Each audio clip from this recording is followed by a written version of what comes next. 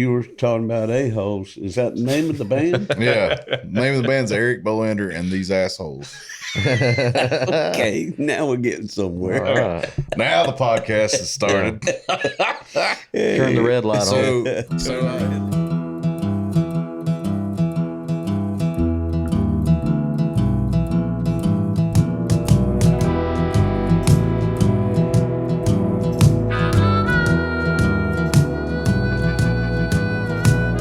Something in the water taught me how to crawl.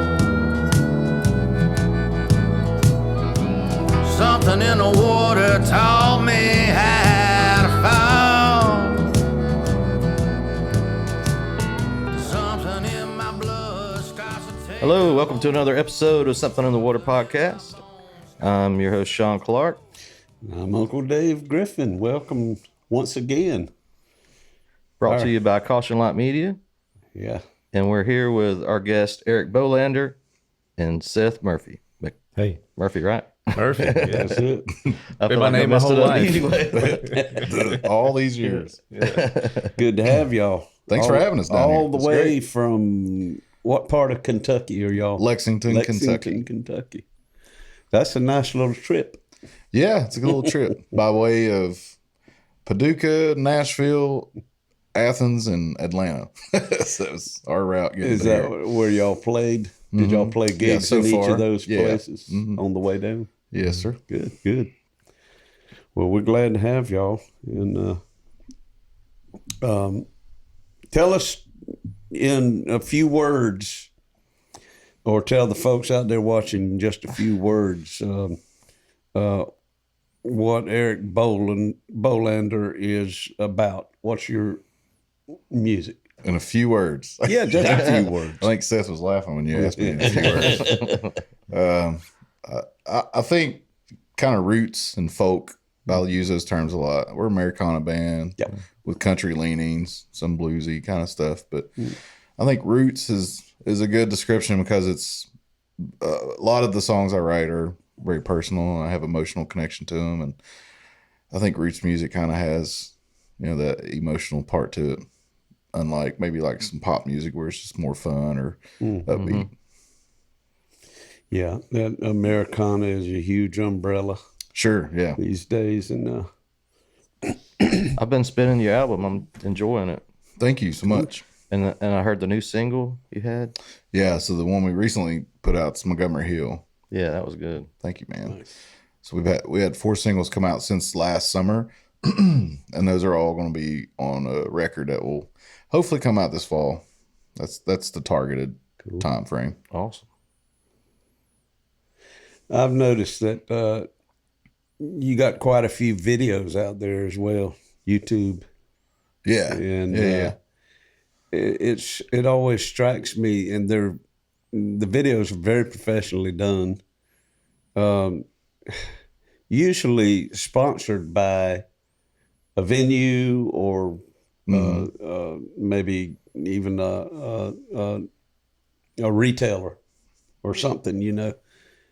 Is that typically how you get such good quality videos? I mean, you're not having to fork out money for all those videos. Some of the stuff I've hired, film crews. So like the song Ghost, we did at the Ohio State Reformatory, which is the prison in Shawshank Redemption. Yeah, it was a super cool opportunity. Yeah. But we had a film crew, some friends of ours out of Lexington, render 13 films, and had them go up with us. And then we had our friend Chris come out and film down in Harlan County, Kentucky for the Cold Men video. And then I directed that and edited it and put it out. So just hired him to spend the day with us and film. Mm-hmm. So obviously that's less costly if I'm going to do the editing myself. But and then there's some others, like Summer Sessions is a series that our friend Nate does out of Somerset, Kentucky. Okay. Yeah, I saw some of that. And it's super pro. It's pro audio, pro video, and it's all part of the Summer Sessions, and they retain some sponsorships and things. Cool. So not directly funded or sponsored, so to speak, but definitely some avenues video wise. There's some community folks involved. Yeah. Cool. Seth, what do you do in the group? I played cello. So Eric and I met, I don't know, we're counting back maybe 4 or 5 years ago, something like that. Mm-hmm. We ended up being neighbors, just like living down the street from each other, not even knowing it. So met at a gig, one night in Lexington. Musician friends introduced us, and just started doing a few gigs here and there, figuring out how to fit in the instrument because it's a different instrument. Yeah. It's not something you see all the time. Not ordinarily. Yeah. But I've really enjoyed, like, I have a big classical orchestra background, but I had a certain point in my life where that wasn't appealing to me anymore. Playing with like another 40 or 60 people on stage, I kind of wanted to do my own thing, and or help somebody else do their thing. So Eric and I have been working at it for a few years now, and I think I've figured out a good sonic spot for the instrument in the songs that we're putting out. Yeah. Yeah, absolutely. And in the studio as well. So he does a lot of different things on the stage and plays different melodies or different parts in a live setting, just because it calls for something different. If we're just a trio or just the two of us as a duo, then he'll probably play quite a bit different than when we add our buddy John on keys or bass. And then so it kind of changes the way, kind of keeps you on your toes. Yeah, and whatever the audience is too, we change up the show. We'll play some like more kind of traditional folk Americana, softer acoustic leaning stuff, but we carry a Telecaster and a Fender tube amp with us too, and can open it up if the. Do you play anything other than cello? Yeah, I'll bring bass on the stage as well. So play electric bass, acoustic bass, and just kind of fit. Cello's tuned exactly like, or is it? It's tuned in fifths, so it's kind of like that same intervals as a fiddle or violin. Okay. And then it doesn't quite go as low as bass guitar and stuff. But I play it both ways, like with a bow, and I'll play some melody lines, or we'll bring it down and do some plucked stuff too, and play it like an upright bass, for sure. So very sonically diverse instruments. It's fun. But they are they lend certain emotion, very emotional instrument. Sure, I love it. I love. A lot of people say it's like orchestra. Second to the human voice, like the cello's the one that can emote. Yeah, that way. I mean, it's always been. I mean, from some of the earlier times I've heard string music, cello has been one of my favorite instruments. So I kind of wanted to hear some cello in my music. When I put my first solo record out, before I'd met him, I had a friend put viola on a song and fiddle on another song, because she didn't know cello that well. She was an orchestra director, but cello was a weak point for her. She did violin and viola. So I had that, and then when I met him through our friend Derek Spencer, and that's when we kind of chatted. I was like, well, yeah, I'd really like to have some cello, see how it sounds, and we jam. Yeah, and Ben, our drummer Ben Caldwell, I had been in a sort of hard rock metal band with him years ago, so I got him pulled back in because I didn't have him on this project yet either during my first record. Right.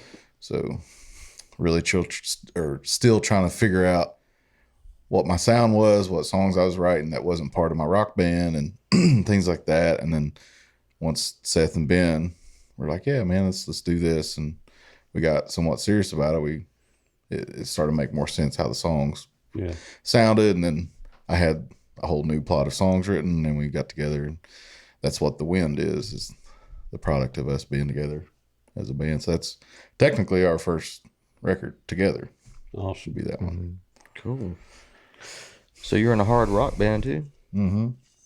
I did not know this. Kind of metal, hard rock. When we were in the band, I used to say hard rock. And now looking back, I was like, this is a little more metal leanings than I probably realized. And that's still a band? Modern Day Relic was the name of that band. What's the name of your current band? My current rock and roll band's called Alcatraz Shakedown. Okay. we don't play very often. We all stay busy. Everybody's got careers and families, and then of course I've got this music stuff going on. But we play a couple times a year and throw some songs out there. So You guys were supposed to open for Kiss last year, I thought, right? Or was something? it? No, it was Ace Frehley. Yeah. It was his solo tour. It was funny. It was at one of those old prisons, kind of like the Shawshank one, but it was one that was down in Tennessee. It's like something like Middle Tennessee Penitentiary or something like that. So it's really one of those really old, cool looking prisons. It was going to be there, and this was pre-pandemic. This is like fall of 19. We were like so bummed because it got canceled due to some conflict or whatever. I was like, oh, that would have been fun. Been badass. Acoustics in them old prisons is pretty damn good. Spooky. Yeah, well, I think the shows are like in the parking lot, big stage with the prison back as a backdrop. I don't think they tried to like. Yeah. I doubt they would allow a bunch of drunk people go to a rock show and hang out in the historic building. Probably. Probably scared what you might find. Yeah, that's Yeah, true in the too. malls. For catch. Can uncover something in there. Demons. Yeah. Well, if you were, I know he said, Seth, that you and Ben met each other and worked together on that recording and all. Ben was a drummer in the heavy metal band, right? Yeah. Mm-hmm. Well, So I've known him could for a you long take time. that cello and raise hell on it one time, like yeah. heavy metal? Yeah. You yeah. could do that, couldn't you? The only other time that I've been down here, I was with a group on our way to South by Southwest in Yeah. Austin, and it was kind of like a female-fronted gothic rock band. So it was No some like kidding. real heavy, slow stuff. It was fun. It was that the Switchman? loud. No, that was a group called Ancient Warfare. Oh, the Ancient Warfare. Yeah. So, Yeah. They put on some, put out one record. Yeah. So a good, interesting project. Lost some hearing in that project for sure. It was loud. Who was the group that came here and played at the creek that time with the? 20 Watt Tombstone. Is that the guy that stood 2-piece guitar. stood on the cello or the bass No. or something, put it on his behind his head? Tornado Rider. Tornado Rider. Oh, I You know ever heard of Tornado. him? Yeah, that's Rashad Eggleston Yeah. right there. Yeah. Oh, That he's- guy's down at Live Hang from Oak the a lot. rafters playing a cello. oh yeah. Hang from the Hey, man. rafters. Yeah. No, he's a We hero get of some mine for rigging. sure. We take some He's got rigging like a on tour. Robin Hood Yeah. hat and like tights, like Yeah. and the like Yeah. shirtless and with cello. Like Need to take notes. No, he's great. He did. I saw him do a solo spot opening for Old Crow Medicine Show, and they were up there setting up everything, and he was doing a solo thing with wireless packs. And he started climbing the truss on the Yeah. stage and everything else, and Nuts. yeah. What's Performer. with this guy? Oof. He's from a different planet, maybe universe. even the words they write are like his own language that he come up with. Some kind of Yeah. like I don't know. Well, as silly as he is, he's an excellent cello Oh, player. yeah. He's a Berkeley graduate. Yeah. He was in that group, Crooked Still. He's the Yeah, cello I player. remember you talking about him. Yeah. Yeah. That's why I recognize his name. He was in a Solid car player. commercial or something where he was playing with. He had a tuxedo on. I think it was two guys, him and another guy. Did he score a commercial? Yeah, in the desert, and like this car's doing donuts around him or whatever. I need to look that one up. Yeah, we need to find that. It'd be a good road video. Yeah. Drop it in the chat. There. That's good. So where's Lexington at in Kentucky? Is that It's central Kentucky, right in the, just south of in the middle? Cincinnati. Yeah. Okay. And Louisville, Kentucky, Louisville for the non-Kentucky folks Okay. is west of Cincinnati along the river. So it's kind of a little triangle between Cincinnati, Louisville, and Lexington. It's all about the same distant, hour and a half-ish to each city. So right around there. Most people know of Louisville and know of Cincinnati. So that's usually what I say. Now, I grew up in northeast Kentucky in the foothills of Appalachia. Wow. And Seth is from Paducah, in western Kentucky. Yeah, it's kind of like the confluence of the rivers there where Kentucky, Missouri, Tennessee, and Illinois all meet. So it wasn't a big deal to go to Illinois or Missouri for a weekend, see what's happening. What there. is the river up there? The main one? Is it Ohio River? Ohio is on the north and goes What over about, to the Mississippi, goes north and south, I guess, right?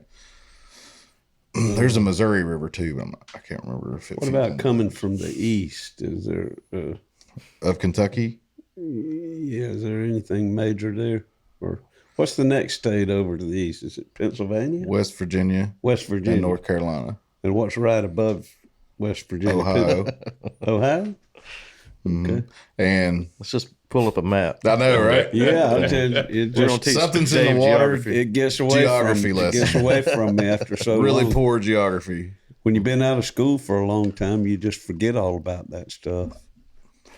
You just got something in your pocket to tell you where to go. You know. You yeah, it's easy. Here, let me just click something. There's that's where we're at right there. I'm right here. You're right there. The northeast states get so jumbled, and I was like, I don't know. Yeah, I was just up smaller. there. Well, we were both just up there for a wedding of a friend. He lives in Maine now. He's marrying a girl from Massachusetts, so we got to go up there. And you could take Highway 1 all the way there, apparently, if you wanted. I officiated the wedding, and Sean played the bachelor dinner. Was that what they call it? the rehearsal, and then the after wedding. Very cool thing. And we got to fly into Boston and drove down to Rhode Island, spent a week there with my wife's cousin, then did a lot of sightseeing around there. But those states are all right there. Yeah. It's just like mass. I mean, it takes an hour and you're somewhere else, you know. Yeah. Georgia's a big old state down here. It is. It's a tall one. It's Kentucky's a tall wide state. one. Florida, too. Kentucky's a long one. Yeah. Kentucky's wide. Yeah. But we're making our way through Georgia. Day at a time. One day at a time. Y'all played last night? Yeah, we played last night at Smith's Old Bar in Atlanta. And then we played the night before at a place called the Iron Factory in Athens. It's just a couple doors down from the 40 Watt. Cool. Played on the patio. It was a fun show, yeah. Headed to Athens tomorrow to play a thing. Yeah, cool. Seems like they're just kind of like getting started with having shows again. We played with. There were 5 total bands on the bill there, and I think 3 of them. It was their first show of the year. You know, since. Mm-hmm.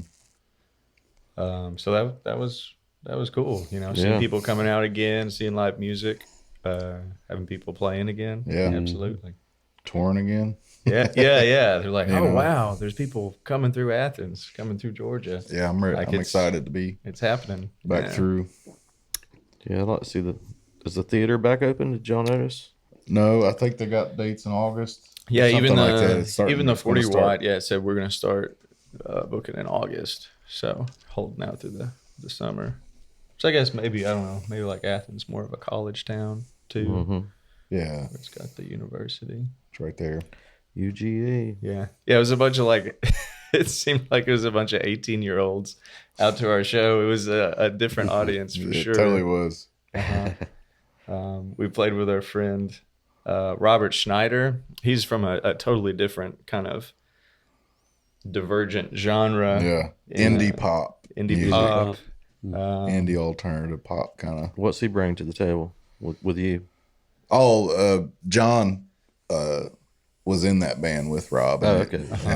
So he and Rob does this duo as well sometimes. They'll play. They're in a band called Apples in Stereo. Okay, and, yeah, it's a pretty popular band for sure. And they still have pretty devout fans and but so they all set the show up. And then John plays with us. He's the 4th member. The 4th a-hole. I guess technically the 3rd a-hole. Yeah. Because I'm not one of the a-holes. John's a great keyboard player. He's a multi-instrumentalist as well. When we first brought him on, we were giving him everything. Yeah, here's keyboard, acoustic guitar, electric, bass, backup vocals. He does those super high, Beach Boy vocals and stuff. He can hit all that stuff. Yeah, my drummer Ben sang with me for years. So when they're both singing the harmonies in the background, it's great.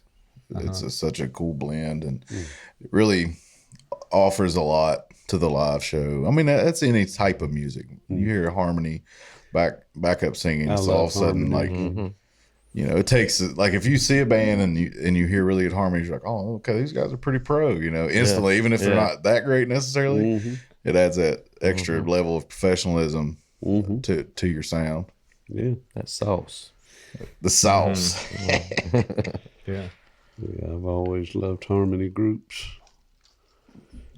Dave's a great harmony singer. Nice. And So singer. you were talking about A-holes. Is that the name of the band? Yeah. Name of the band's Eric Bolander and These Assholes. Okay, now we're getting somewhere. All right. Now the podcast has started. Turn the red light on. Red light on. So I talked a little briefly about the history of us getting together, the main trio, me, Ben, and Seth. So we were playing, the first time we played Red Barn Radio in Lexington. It was about 2018 or 7, whenever it was. They had been giving me a hard time about getting a band name. You know, not like being pushy, just it was kind of a running joke. Like, man, you ever gonna give us a name or whatever? And then I'm not exactly sure what was said, but I said something along the lines of, you guys don't have to be assholes about it. And one of them, and I don't even think either one of them will claim, like, it's either you or Ben, was like, these assholes. And then somebody wrote it on the matchbook or a Yeah, we were at the bar napkin. We did the gig and we were at the bar next door, just hanging out after the show. I said, okay, I'll start making us some merch. And then we grabbed some matches from behind the bar and wrote Eric Bolander and these assholes on it. So for a surprise, I got a logo designed by Jimbo Valentine, who's awesome. He's done my album artwork and several other things. The circular logo. Man, I was looking at the album covers and they're great. Thank you. So I had him do it and I don't even remember if I told you guys about it, but I remember getting shirts ordered. And it was going to be like a one-off thing. We're playing this cool festival in Eastern Kentucky called Kicking It on the Creek. And it was coming up. And I was like, well, I'm going to get these for that. I'll do like 50 of them. And we'll just do that. It was just a joke, though. It's like oh, this is funny merch thing. A one-off. And then everybody wanted one. I mean, I did like 20-some pre-orders. So I was like, what? Okay. You know, it's like, you know, it's not like I'm that popular, you know, right? So I was like, okay, I guess I'll order a few more. And then we get to the festival and sold a crap ton of them. So I was like, well, I guess that's our logo. And that stuck as the name. That's awesome. Kind of. It's on the kick drum head, yeah. It's on the kick drum head. But it's all social media, Spotify and everything else. Like, it's just Eric Bolander. But the unofficial official name, when you roll into town, is These Assholes. These assholes are here in Waycross. Do you ever have any places that have an issue with that? Well, virtually yes, because Facebook specifically, when you do an ad or you sponsor for your promo, even if it's on an image, profanity, they'll boot it. They won't allow it to happen. So what we've done, either put a-holes in the description of events, or just Eric Bolander or Eric Bolander Band, Eric Bolander Trio. Gotcha. And I'll work with whoever. Like, I mean, it's not gonna be that big a deal if it's the show poster has to be different, but yet, you know, that's what we introduce ourselves as, and the merch has it on it. So you know, I do have some merch with just Eric Bolander, so that way the mamals out there can buy him a t-shirt. I want one of your shirts, but I can't wear that. Yeah, I can't wear that. I can't wear this to church. Yeah, I don't want to. That's exactly what they said the other day. They're like, I don't want to buy this and then accidentally wear it to church. Like, knowing me, I might do it. What band t-shirt am I wearing to church this Sunday? This is my grandson's group. Yeah. But I mean, what the cool thing about it is that what started as a joke is turned into like this sort of talking point, you know. It's like people are like, oh, that's hilarious, how did that come to be, or whatever, and people walk up to the merch table and they see it and they just start busting out laughing, but then it like connects them with, you know, it's like, totally give me one of them shirts, you know. It's not really like trying to be kitschy or whatever, right? It's just fun. It is. People like to cuss. Yeah, totally fun. Most people do. Yeah. Like I got kid sizes of this unicorn, flying unicorn that my tattoo artist designed for me, and at the bottom it's got Eric Bolander, And then real tiny, it says, "And these assholes." Sad toddler sizes made. My little girl has one of the shirts. And I sent her to soccer camp with it, on. Damn. But it was one of the days my wife picked her up. So I was like, She wasn't happy. She's like, "Did you really put this shirt on?" Oh, you can't read it. It's tiny. Well, so that's how you feel about being an asshole.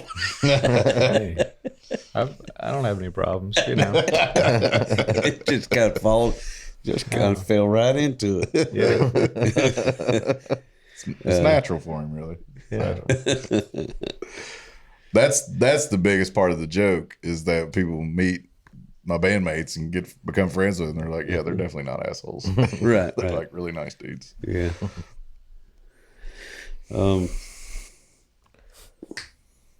I had a question for you. Drum roll. We'll be right back. Dave, 3 hours later. Tall sound. Sponsored by Tall Sound. There it is. Question of the day. Who's that on your hat there? That's Cole Chaney. I think I'm wearing Cole Chaney. Yeah. Cole Chaney, man, he's killer. He's a real young Cole dude, Chaney. songwriter, country roots. Really Where's good. he out of? Kentucky. Kentucky Mhm. also. He Mercy. lives in Lexington, I believe. Mercy's the name of his record or the new song. I think it's his record that came out. Okay. But he yeah, just he's popped good. up this year. Yeah, he's young, 20, 21, something like that, Wow. maybe, or right around like a college age. He's doing great stuff, writing really cool songs, and getting out there, getting on some good shows. I and- think I saw him. The name hasn't stuck yet, but I keep seeing this young guy from up there. yeah, We did a Might be great festival. Was it 2 weeks ago now? Laurel Cove. yeah. Laurel Cove Music Festival. Yeah, I mean it's kind of a gathering of all Kentucky area songwriters. I mean there were damn near 40 It has a lot. 2 days People. full. playing. A lot of up and coming, a lot of established ones as well. Had our friends Sunday Best and Nick Jamerson headline one night. We know Nick Jamerson. Yeah, Yeah. good He's a good friend of ours, man. We He's do awesome. He's a great guy. Before the pandemic, we were like every year had this festival on Del Holla Lake in Kentucky. Del Holler. Yeah, he was I yeah. was talking about telling that. Yeah. Seth about that before we It's started. Del Holler in Kentucky. Del Holla. Holler. It's what we call it too. That's right. That's right. But We were saying Del Holler if you swaller. when you We'll be swallow. right back. Del Holler. The last time we were there, we met some new people from, may have been from Lexington or Louisville. Yeah. Brother Smith. Yeah. Oh, Yeah, blonde. Brother Smith, These two blonde. Oh yeah, kids. they're our Yeah, real, remember they're that? real good You ever buddies jammed of his. out? The fiddle player player, came yeah. down to our boat. They jam. yeah? They jam with us. Yeah, a he lot. sits in with us a lot. Aaron, Aaron. the fiddle player. Yeah. He's And Wes too. Great. Like they've Yeah. sat in with I us. mean, We've played so many shows with those guys. They We're blew really, me away. That really good weekend. friends. Yeah. They're I mean, probably, in all honesty, no offense to ourselves and our friends, the most talented group in they were Central good, Kentucky man. They were and that Wow, the yeah. whole region. It's just the players in the when they do the full band, just the brothers themselves are great. Like when they do the full band, they're all like very professional, but also like very in the moment and very into the music, which I think makes a humongous difference. Oh yeah. I don't care how many degrees you have, like if they're not feeling it together. But man, Brother Smith. You were yes, saying the up other there. day, like having them as your backing band, it's like having a cheat It's like a code. cheat- to a I video forgot game. I said that. Yeah, I was like having Brother Smith in your band because they back Nick Jamerson up a bunch. They do, yeah. So anyway, I was like having Brother Smith in your band's like having cheat codes for video games. Like, it's not fair. You're They're just playing gonna- like you're gonna the win. all Madden team on the Madden Yeah, football. yeah, It's yeah. like, man, you can't play. You can't use the Chicago Bulls. You can't use the '95 Chicago Bulls. Yeah, they're excellent, but they couldn't be better human beings. Yeah. which makes them even cooler. Yeah, Nick was there too. Did you say that? Nick. Yeah, Nick's great, man. And Nick's- Chris, his partner was Sunday Best. Chris Bentley's great. They're all like There solid. was a few more. There was Levi Lowry, y'all probably knew him. Cody Ray Bates. Is that name? Those two jump out don't at ring you? a bell. Levi plays fiddle. He used to play with Levi, what's his last name? Lowry. He's From Kentucky? Decula, Georgia. He's From down in here. Okay. Yeah, he's about 30 minutes outside. Okay. I was Athens. just bringing him out because he played this thing, but he does. Got you. He used to play with Zach Brown. Oh wow, that was a big gig. He's at a level. Yeah, up that's there. he's got a following, a huge following. Yeah, it's great. I mean, I know every state and every region's got their talented musicians. I mean, I'm pretty proud of like the circle of music friends we have back home. Man, we have so many. Like we mentioned Derek Spencer earlier.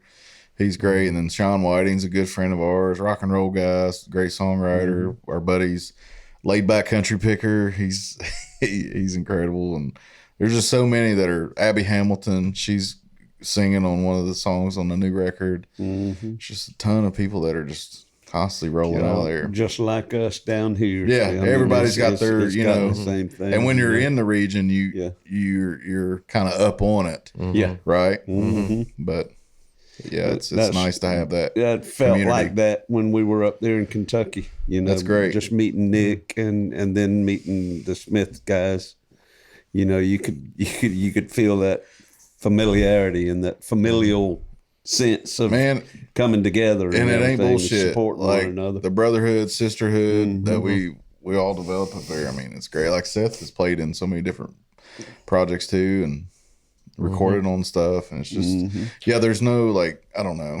Yeah, anytime there's a festival, it's guaranteed that 6 or 7 people are going to get up with other bands and play with them. Because they've been friends for years, and we've jammed before, and it's you never get a chance to. You don't get a chance to. Yeah, it's good. It's great, man, and I love that more so than I've been around scenes in general that have that clicky kind of vibe. Yeah, but they won't.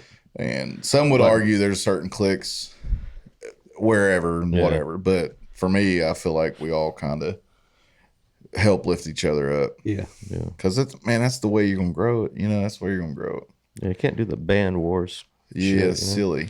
Stupid. It happens. I get it. People just are weird about stuff. But man, I want to name drop, man. People that I want to name drop people that or name drop those that other people don't have any clue about, don't know. Yeah.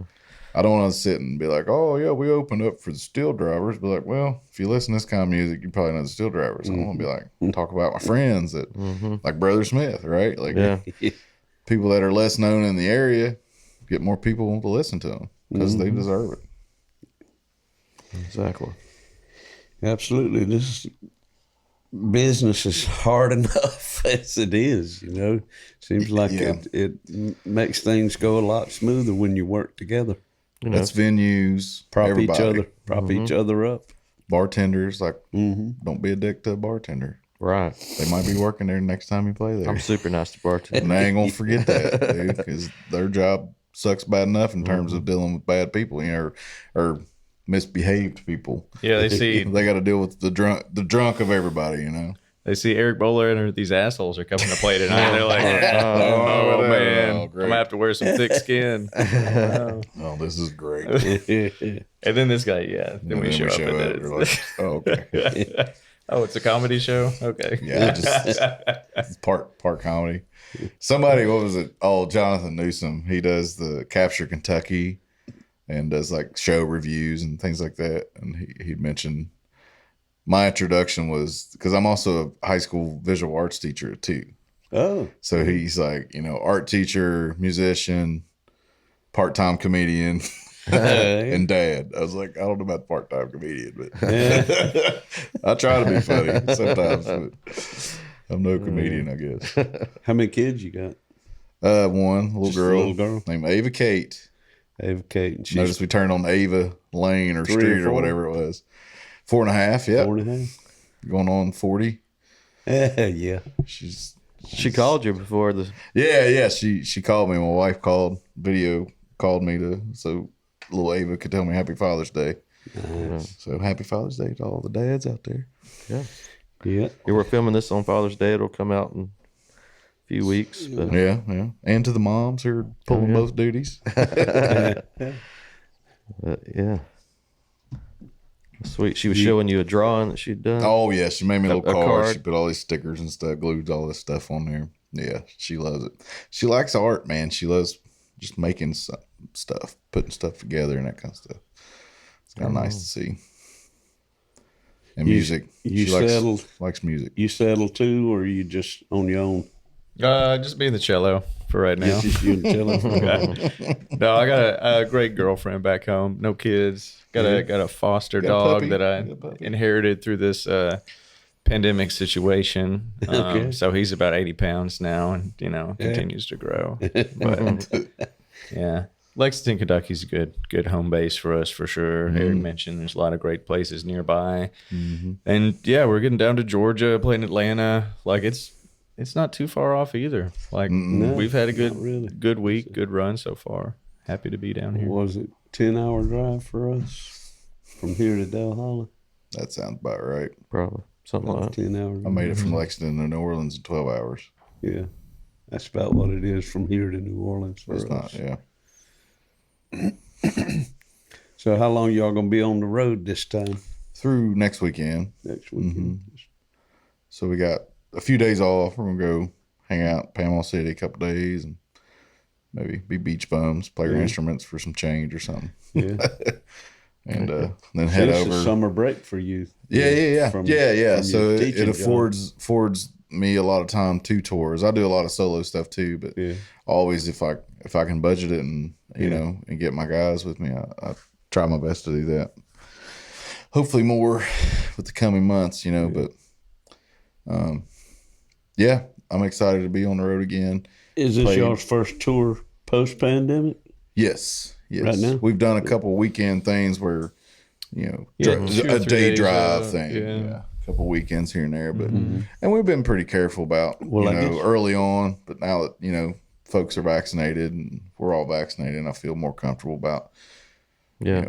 having a crowd. Less about myself, more about last year it's like we'd played a few shows, but it was outdoors. People, I felt comfortable with it versus like 100 people in a smoky bar. I'm like, I don't want to. Hey, everybody has their own opinions. Right. I just didn't feel comfortable contributing to anything. So, Right. so I laid off a whole lot. We did a couple pro live streams, 2 or 3 of those over the course of everything. We did one at a castle. That was fun. Yeah, there's a castle in Versailles, Kentucky, which is neighbors Lexington. Most people think it's in Lexington. A lot of people just refer to it as Lexington, but yeah, this castle, we did it. What is it? Arnold Schwarzenegger tried to buy it at one point? Somebody like that. What's the history of that? To the castle. So I don't know. I mean, it's not like castle remains that somebody brought over from Europe or nothing. It's just somebody built a damn castle out in this field, and then it burned down. Somebody else bought it and like redid it. Now it's a hotel / upscale restaurant, It's like a event spa. space. Yeah, spa. But they do lots of concerts there too. Like, Yeah, they do stuff on the roof. yeah. They have a bar room. And then we played in they call it the greenhouse. It's this huge thing in the backyard of it. But yeah, it was super fun. So it was cool. We played in there on Valentine's Day. That was fun. We all probably pretty excited then to get back out again. Yeah, This totally, being your man. first- And to meet folks like you real guys tour. and like do this kind of stuff and and been a weird year. God almighty. yeah. And I'm ready A to lot of ups and put downs. as much of it behind as I can. Yeah. I think everybody is, but I've always been a glass half full for the most part. I can be a curmudgeon about some things, I guess, but just like, man, let's just, be positive about it and let's make it less political and Really, make it who would more, have thought we'd just be make it more here about right now? being why's it gotta kind be to each political? other, Yeah. just like, okay, well, hey, if the business says wear a It's mask, amazing. throw it on It's- there and do your thing and Just do it. yeah, you know what I mean, but like be part of it. Yeah. Don't be Be put glad. out by something. Just be part of helping other people do what they need to do. So I think now that we're it's in the rear view at least, I think, and more venues are open, and I'm excited about that. So yeah, next week we're playing at the Nick in Birmingham. Sidetracks, my buddy that runs it, it's a really cool guy. But Eddie down in Huntsville, Alabama. The world famous Tid Balls. There it is, Tid Balls. That's right. That's Tid Saturday. Balls. So it's in Bowling Green, yeah. Yeah, Bowling Green, just Kentucky. north of Nashville.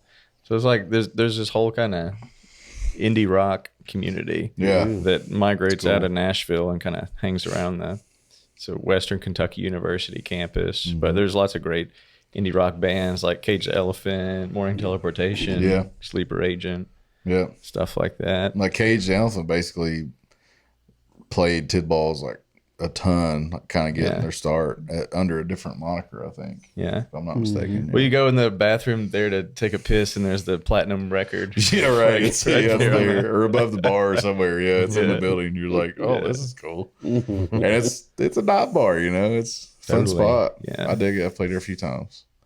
So hopefully, Tid Balls. Tid Balls, yeah. Tid Balls. Yeah, that's the guy's name that owns it. It's old John Tidball. Yeah. It's an odd one. Yeah. Good guy. It's a cool place, man. It's a cool bar. We like it. So from here, y'all are headed to Panama City. Panama City, hang out a couple days. Probably just hang out on the beach, but we might break the instruments out. I'm going fishing. I'm gonna catch. He's going fishing. Okay. Catching ocean fish. He's gonna go noodle some sharks. Noodling for sharks. That's our big. You know, if you have a bunch of Eastern Kentuckians move down to the beach for good, you'd have some old boy out there noodling for the shark. Noodling for sharks. I have no doubt. There's your band I name. promise you. Yeah. Yeah, got this today. Promise. Man, old Jimmy, son, he lost his arm, half his forearm down. He was noodling. Moray Hill noodling. just came right out. He didn't think the sharks were that big, I guess. He had chum all over it.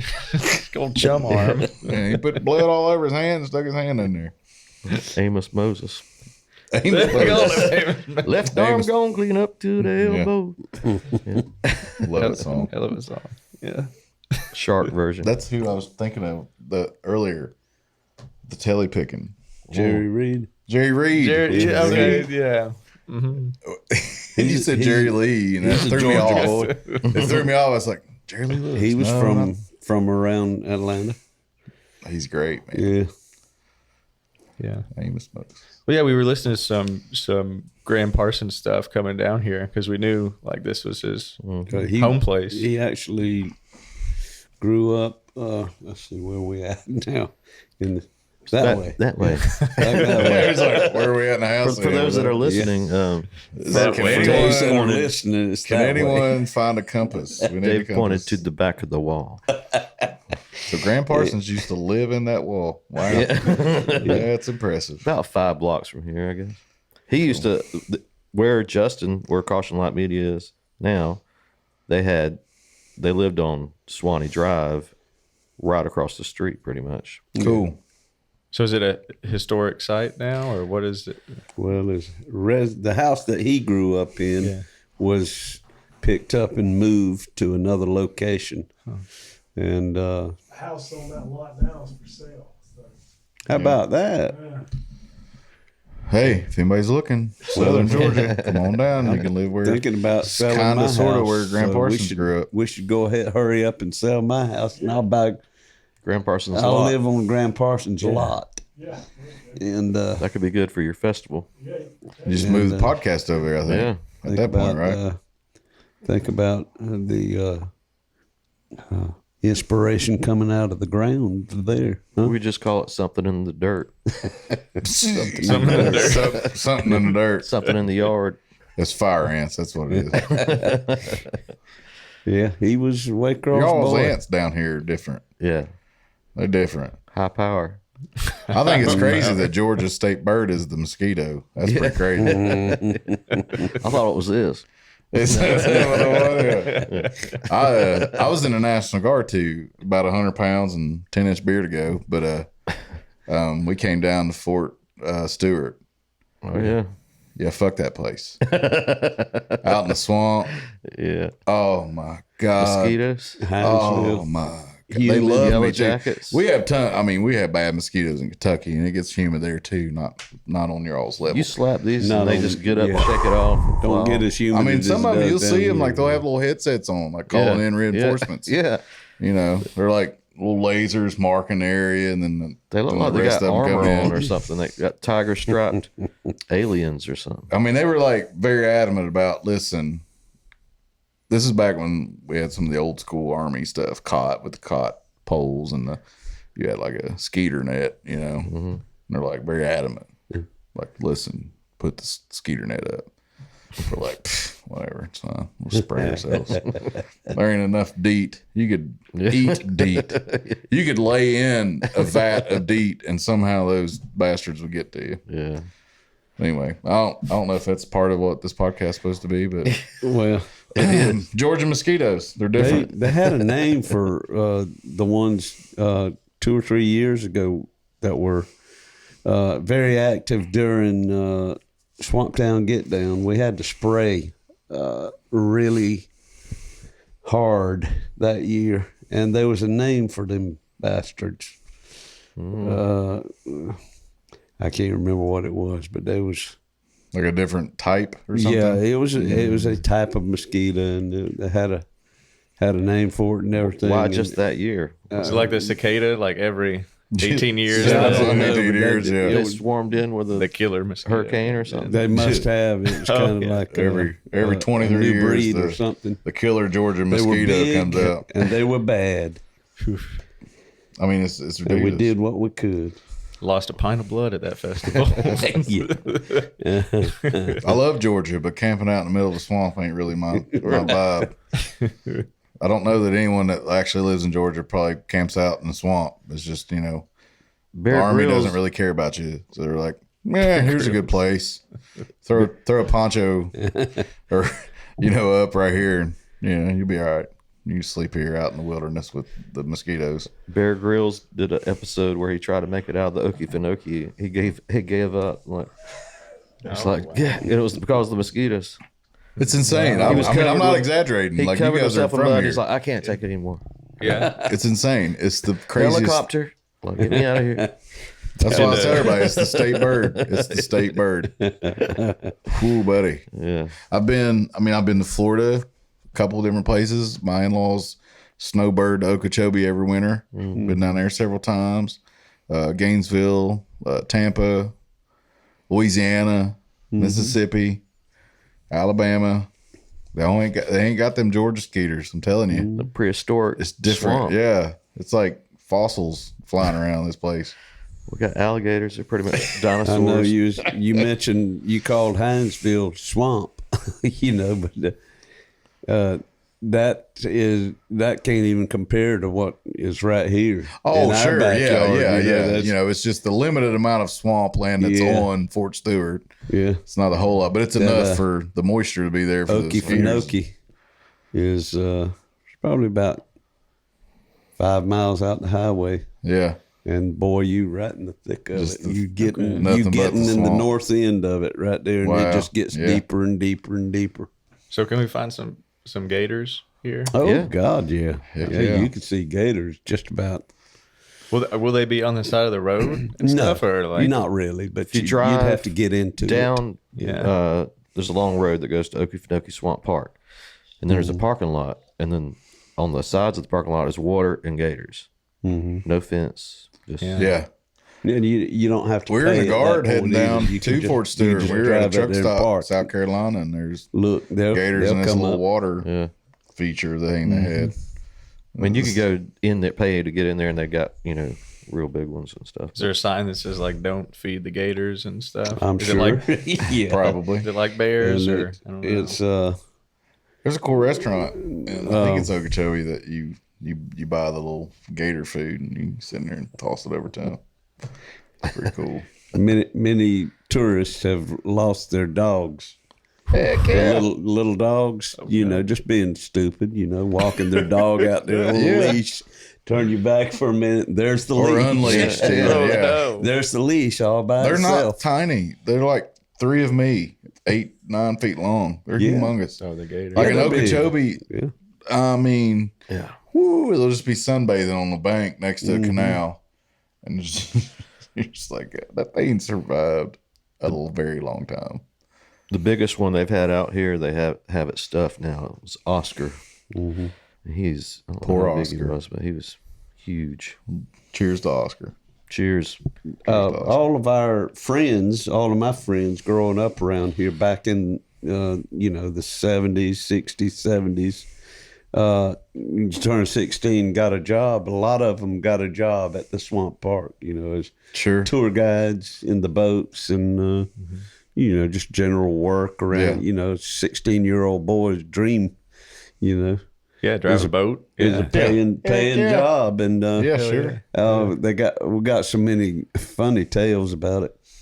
But I used to take my buddy out there who worked out there. I used to go down, get some Maryland fried chicken for lunch, and I'd bring him a box of chicken for lunch, and we'd sit out there and you had to be careful, I remember one day sitting at a picnic table eating that fried chicken, and here came a gator crawling out of the water, I mean, people will be like, "Oh, they can't hurt you. They're more scared of you and you are them." I'm like, "Listen, dude, that's a dinosaur. Yeah. That's a dinosaur. You saw Jurassic Park? Yeah. That's like one step away from Jurassic Park." And buddy, if they get hungry, they're gonna usually a gator ain't gonna.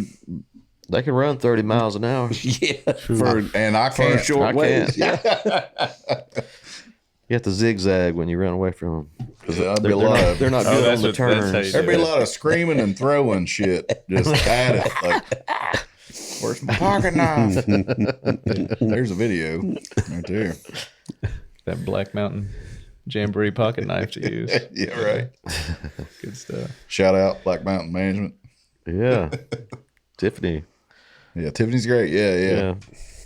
Her and David Helmers and John Smithwick started Black Mountain Management together because they all three had been working with artists, a singular artist, and it's like, hey, let's put our minds together. It's do a collective effort. So it's been great, and they're all music fans. They're connected in the music industry at some level. With Tiffany, he had been the president and director of the Master Musicians Festivals for 11 or 12 years.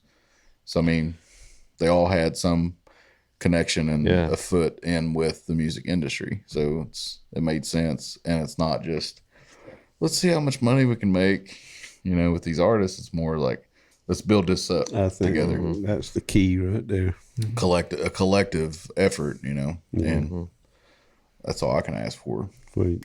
She sounds real busy. She was filling me in on everything that she's doing and has done. I was like, wow.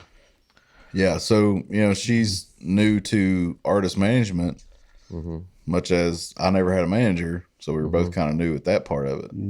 But I felt so comfortable agreeing to sort of enter into that professional relationship with her because we'd become friends a little bit, up to that point. But I felt comfortable because I knew that she would work hard at learning some of the things she hadn't had experience with on the artist side of things, whereas she had a whole lot of insight and experience on sort of the festival thing, which is those are great gigs for a band to get. Like, you play music, like, yeah, it's cool to play at cool venues and have a little bit of a crowd, but then when you like get on these really cool festivals, like low to mid-level size, that's feasible to get onto. You got a lot of eyes that are and ears that you may not have crossed. Yeah, and that's really people you want to be playing for that really love the music and instead of just. So it's nice to know that even though she's green and in the realm of like artist management and booking sort of tours like this, she had that connection with the festival world and that kind of networking. And Seth does too. Seth's like put on events and has done some festivals and, booked the music. So he's got a lot of kind of good insight as well in that realm. Yeah, I've worked a lot with the bluegrass community up there in Kentucky. There's the International Bluegrass Music Museum in Owensboro. They do a Romp Festival every year, celebration of bluegrass and roots music. So lots of great musicians coming through that way. And some diverse stuff too. I think this year they got old Bruce Hornsby coming up to headline it. So it'll be a good time. Yeah. What do you do as part of that? When I'm not playing cello or bass with Eric or some other Kentucky musicians, I help a lot with running sound for different groups or just helping organize shows, making sure, sound check goes smooth and everybody's comfy and giving it the best they got on stage. Make sure you got black towels and cold water. Black towels and bottled water. That's it. The rider. The rider Yeah. request. The old rider. We've got a pretty solid rider. Yeah. Some towels and water and drinks, and then some Biani sausages. At least one can. Yeah, Biani some sausage. snacks. Some snacks. That sounds Snacks. pretty easy compared to some of them I've seen. Green M&Ms. Well, Yeah. I don't feel that good about myself yet. Eventually, I'll be asking real silly shit. I think that that's kind of tends to be like they sit there and say, think up things to put down just to see if somebody's paying attention. somebody will adhere to it. To be honest, man, if you just have a space to chill, like a green room Yeah. or an area, Yeah, that's and some water and some food. That's all people that's really what care most about. artists care about. Maybe that's throw us true. a few beverages, but other than that, like just don't treat us like we're a hassle. It's like, Right. Right. Yeah, it's tough. If we're in the car, 5, 6, 7 hours, and then we get out and in front of all these strange people we never met. And and you got nowhere to go hide. You got to change in like a closet. this one's got a diaper changing station. I can probably put my pants on it. Yeah, I could probably. Dressing Is there a lock on the door? No. Well, who cares? That portal right over there is your dressing room. There it is. Right there. Yes. Yeah. There's a spot behind the drum set. Let's go. And yeah, that's honestly. I mean, everybody's got a rider just to have like for example, John's a vegetarian, so we want to make sure we have some options. Ben's got some dietary things that maybe not spicy food or certain. It's like a couple things like it's great to have it so that way the venue gets the rider and hey, if they look, be like, oh, well, I can grab a couple things, throw it out there. But like the big time touring bands, their rider has a day of the week and the menu. Yeah. And a lot of people think it's pretentious, but it's actually because they might be on the road for 30 days and they know on Tuesday they're going to get tacos. So on Wednesday they're going to get salad on so that way the venue offers that so you're not eating You don't want pizza hot every and day? ready's, Yeah. 6 days a week, right? You're not getting the same thing. all we're the not time. touring for 30 days or nothing, but I've seen some riders on the booking end of things where it's like, yeah, that makes sense now, having been on the road before. It's like, yeah, totally, it makes sense. You want a variety and hopefully nutritious somewhat. Yeah. It's easy to eat unhealthy and drink too many beers while you're out. We've on the had a road. pretty good run. This time was catering. Yeah, good, some good solid mixture of stuff. Yeah. The Iron Factory that we played at in Athens, it was like I think it was Oh, their it's first good. show all year. But It yeah, is, they did. It was one of those like hibachi places. It just brings you like the whole spread of like the kimchi and then that special like bulgogi and seared chicken stuff. It's good. It was Yeah, tasty. it sounds good. It's like, man, Yeah. we're not that important. You familiar with that place? Is that a new place? What's the name of it again? Iron Factory. Iron Factory. Iron Factory. Yeah. 2 doors down from the 40 watt. I'm not. And They have a cool patio. Like the restaurant, you kind of have to go like into this patio that's shared with the restaurant next to them. So Yeah. on the street, like 2 doors down from the 40 watt is the other place that's in front of the Iron Factory. The Iron Factory's in behind it. They share a patio, and then the door's kind of down into the patio. Sounds a lot like that. So if you're place. just kind of on that street, used to be you wouldn't called necessarily something. see it. I don't think.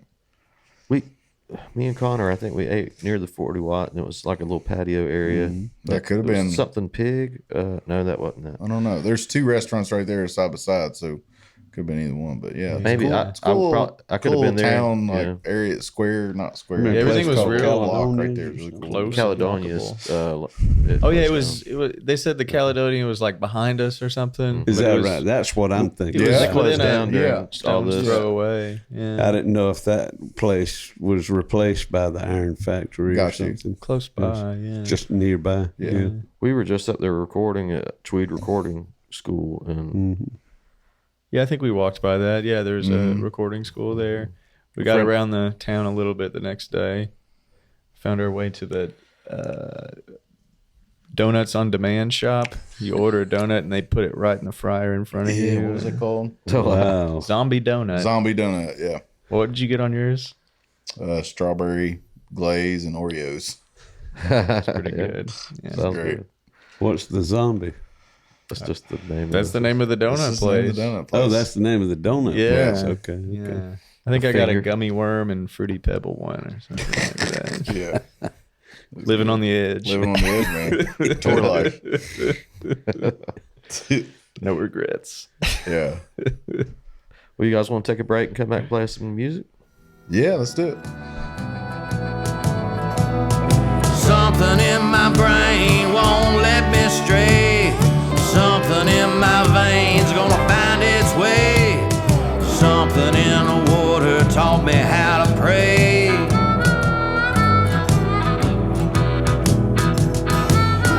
When the cold black water finds its way into your veins, you'll never be the same. This is Eric Bolander, accompanied by this asshole, Seth Murphy. And this is Cold Men.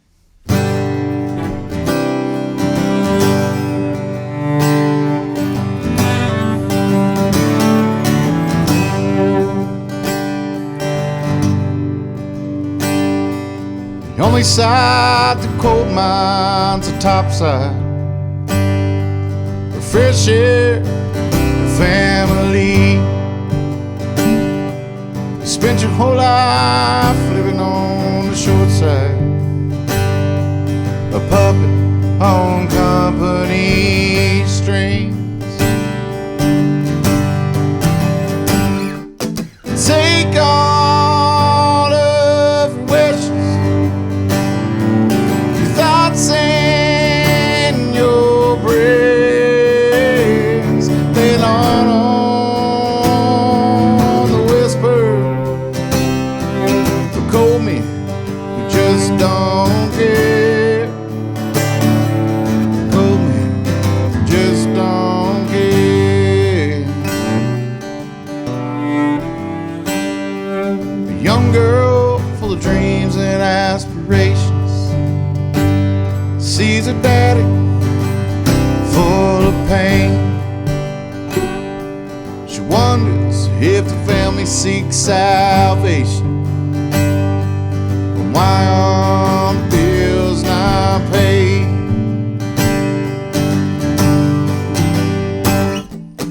Take all of your wishes, her thoughts and her prayers. Lay 'em all on the whisper.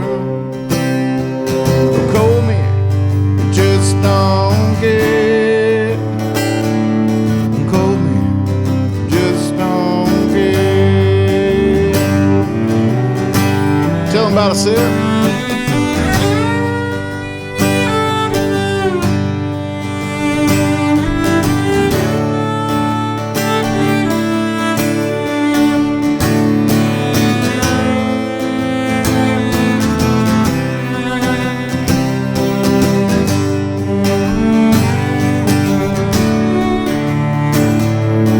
Take all of your wishes, your thoughts and your prayers. Lay 'em all on the whisper. Cold men who just don't care. Cold men who just don't care. Cold men just don't care.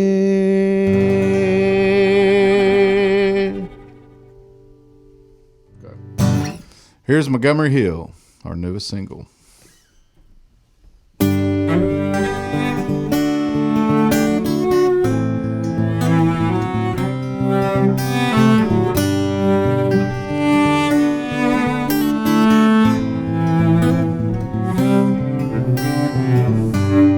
wasn't just to pass the time.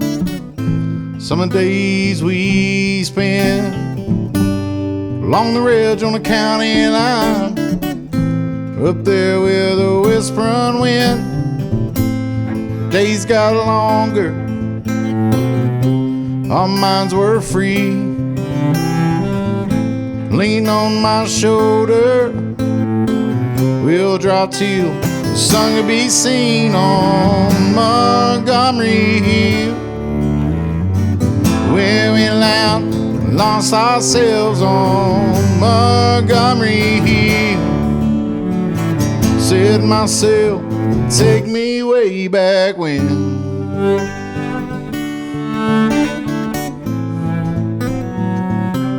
Montgomery Hill.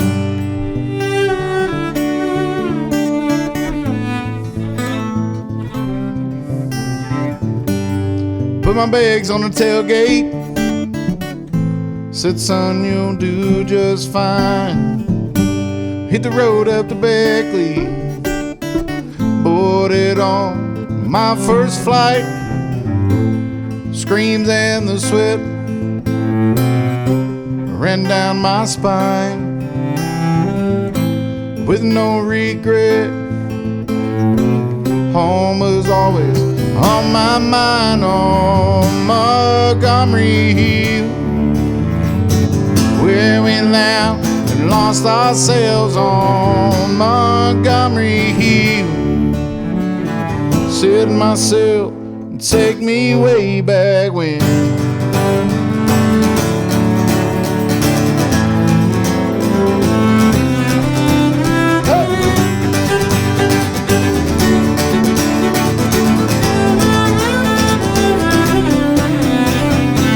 Montgomery Hill, where we lost ourselves on Montgomery Hill.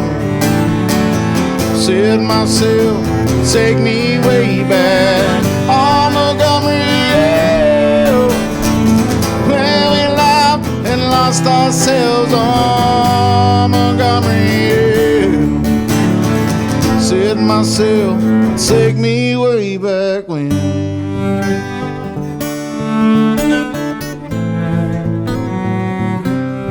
Montgomery Hill.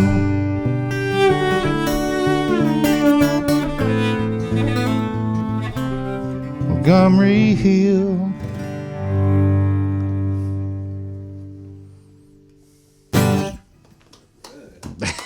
Thank you. All right, let's do one more. Here's a new one called Smooth Finish.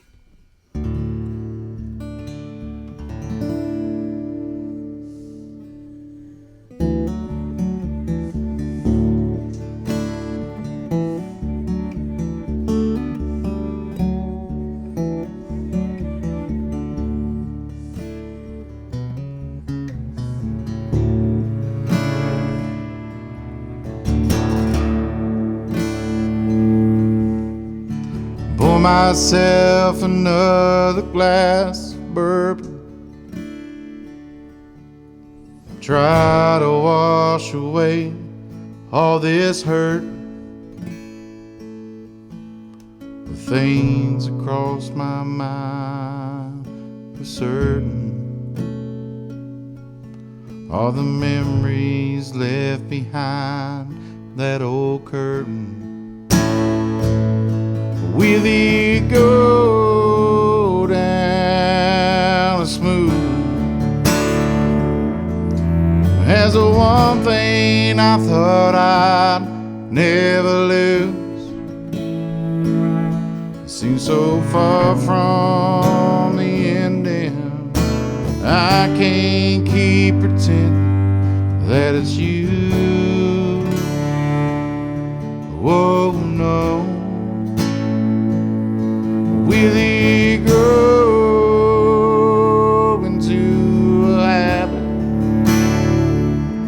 Something I don't need, but I gotta have it. Why can't we just pretend that this thing won't ever end, but it's through? know it's through. Know it's through.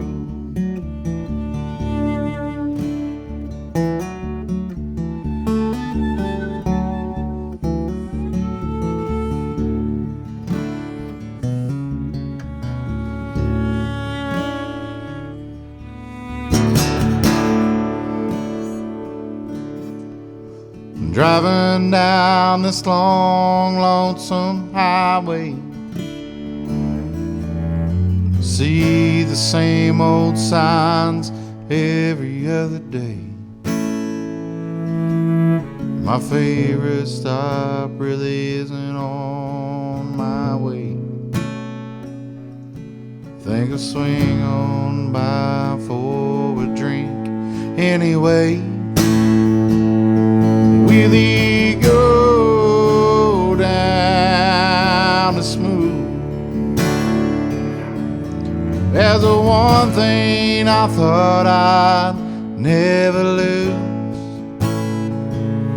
It seems so far from the ending, I can't keep pretending that it's you. Oh no. Will he grow into a habit? Something I don't need, but I gotta have it. Why can't we just pretend that this thing won't ever end? But it's through. I know it's through. Know it's through.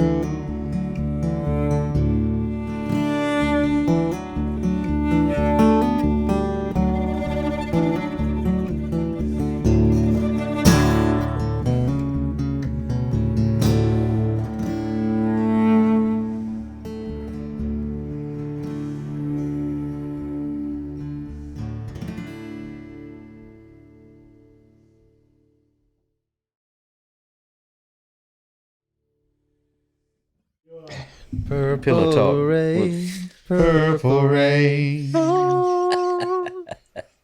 Dun, That'll bring us back in. purple rain. Purple rain. Can you hear the strumming? Purple rain. Purple rain. Dun, dun, dun, dun. Only wanna see you bathing in that purple rain. I never wanna be your weekend lover. And we're back. I've never heard that guitar so good. Man, that's pretty good. Pillow, Is that pillow a vintage? guitar Is with that a Bolander. vintage guitar, or is that a? That's pre-war. That's one of those two-sided guitars, though. You just flip it around. That's Just right. you know, Different have tune. this one tuned different, Yeah. and flip it around, and The backside's keep an on open trucking. E. yeah, this is drop D. This is drop D here. Flip Well, around folks, stand. it's about that time again for another Tale of the Week by Uncle Dave Griffin. And this one I chose. Well, they're looking at you like they don't know what we're doing. Oh, I'm in. Oh, I'm in. it. yeah. I'm in. it. I'm ready for this. Let Tell me- the week. Tell us, let Uncle me Dave. let me explain to y'all. Explain it. It's Tale of the Week. It's I did a 2.5 year blog, weekly blog for 2.5 years, and I ended up getting a little publishing deal for This is pretty cool. for a small a book. That's what you do. You sell those for people that like to read in the toilet. Yeah. And In case they run Toilet out of scripture. and they get to the end, they say, out of toilet paper. They just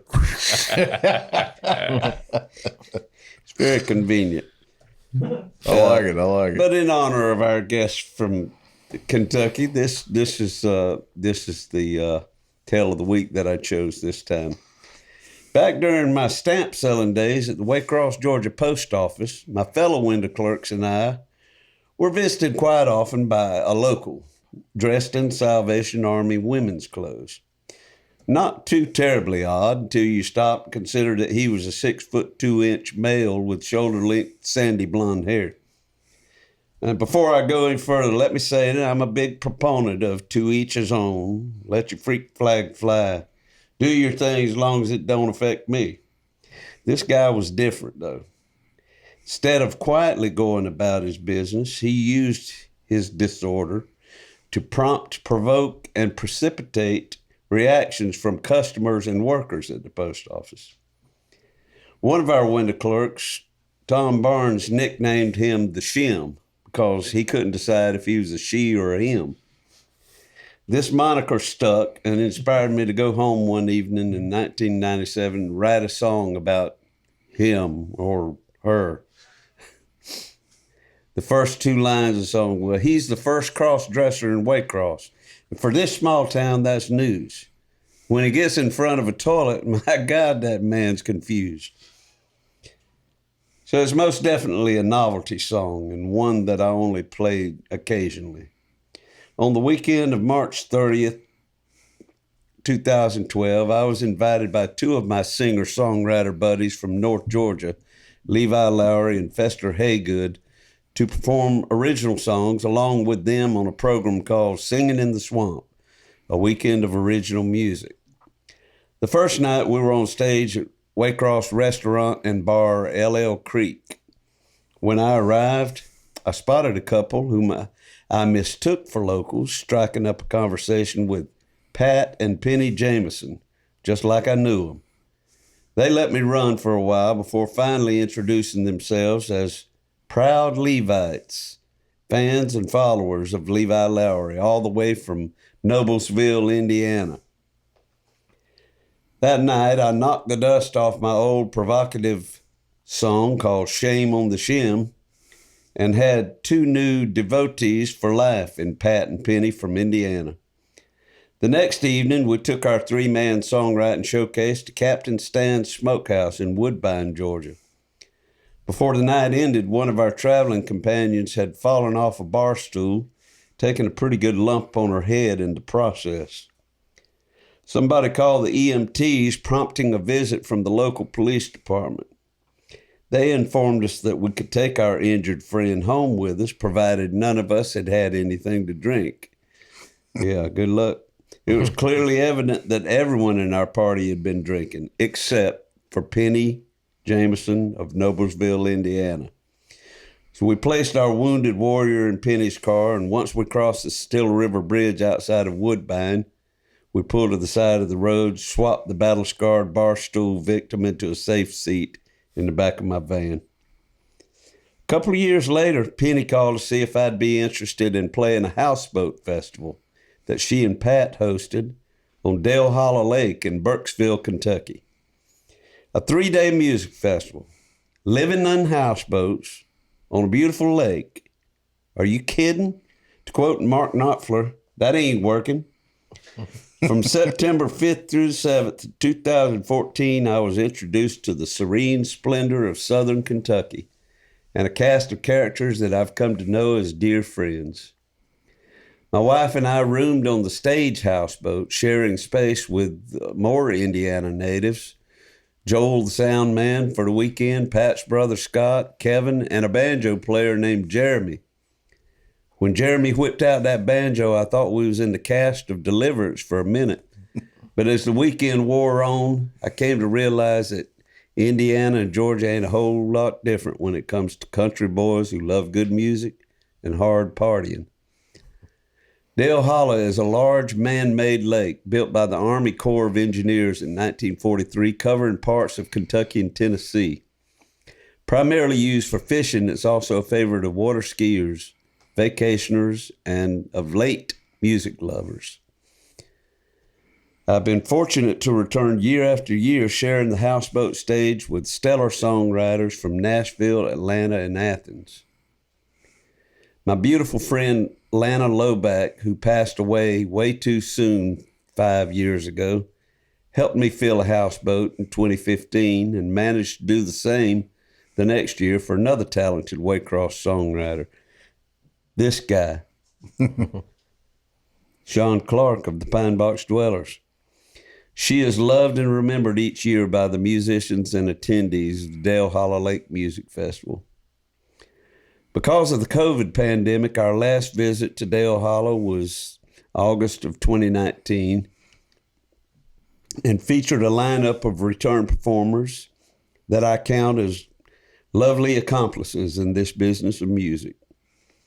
Cody Ray Bates, Jason Ace Davis, Lala Deaton, Nicholas Jamerson, Lawrence Nimmons, Jeannie Peterson, Shine White, and newcomers Brother Smith of Lexington, Kentucky. If we ever get back to a normal post-pandemic Dale Hollow party atmosphere, then many of our music-loving friends from Waycross and Blackshear will be happy to recommend it as a relaxing, sunbathing, party boating, soul rejuvenating, spiritually feeling 4-day getaway. A church service is held on Sunday, with a dose of alcohol and a slice of decadence on all the other days not named Sunday. Even now, I'm counting down the days and pulling out the lyrics to Shame on the Shim, another little slice of decadence that endeared me forever to Pat and Penny Jameson and landed me on a houseboat on Dale Hollow Lake. The end. Well, The end of the whole show. Dale Holler. You got us as they canceled. say in Kentucky, that was Dale Holler. Dale Holler. That's right.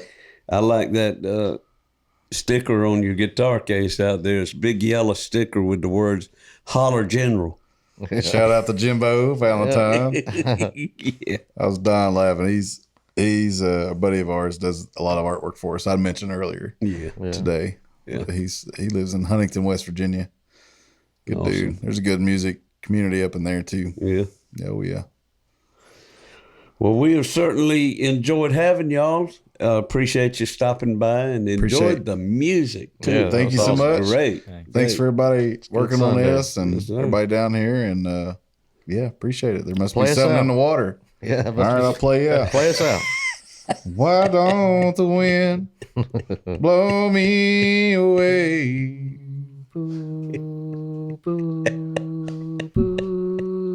Until next Why time, folks. don't the wind blow me now? There she goes. Awesome. Beautiful. When the cold black water finds its way across through your veins, it just might seal your fate.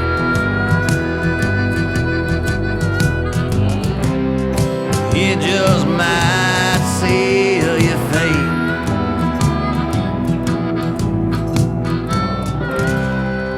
It just might seal your fate.